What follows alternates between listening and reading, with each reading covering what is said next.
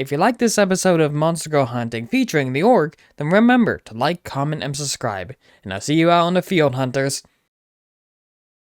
Come on, you're alright, Prentice. We're supposed to be able to handle this, but there's just too many. Come on, apprentice, wake up and smell the roses. I need your help. There you go, there's your eyes. Anyways, you may be wondering, why are we tied to poles? Well, let me remind you what happened in the past hour or so.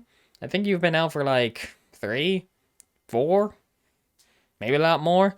Anyways, you remember how we were supposed to be hunting a ogre? Well, let's just say that the ogre wasn't the first monster girl we encountered. And it also isn't the one that's next on your list. However, we did get lucky. And also unlucky at the same time. So, we went to go get the ogre captured. That didn't work as we were attacked by a band of orcs. You just got knocked the F out. Like, you did not stand a chance. And then I had to fight off a couple of them. They overwhelmed me. We both got captured, taken to the camp, and now we are tied to poles waiting for eventual gangbang. Yeah, this is gonna be our life now unless we can figure out to escape. So, how about you take that knife on your belt? They don't really know you have it, so take it, slowly start cutting the ropes.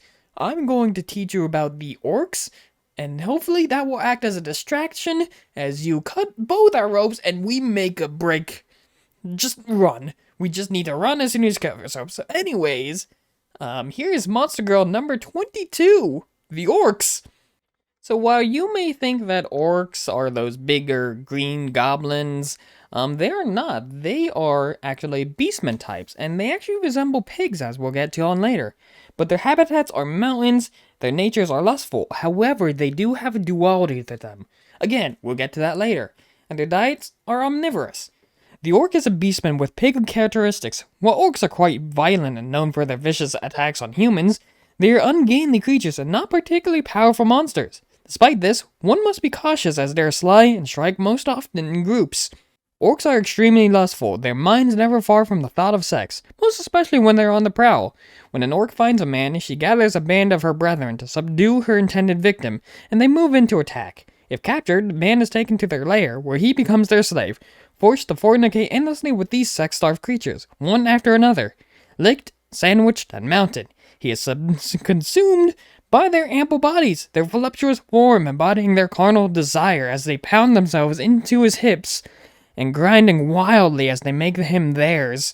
On the other hand, when orcs are defeated by the men they attack, they yield to the victors as their masters, as though they were their slaves.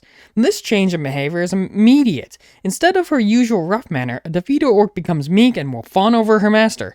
The orc's lust, however, does not change, and they often attempt to entice their masters to mate quite frequently. Once an orc has a master, she becomes his and only his, body and soul. Her sought full form now exists only for the use and pillage of one man, her master.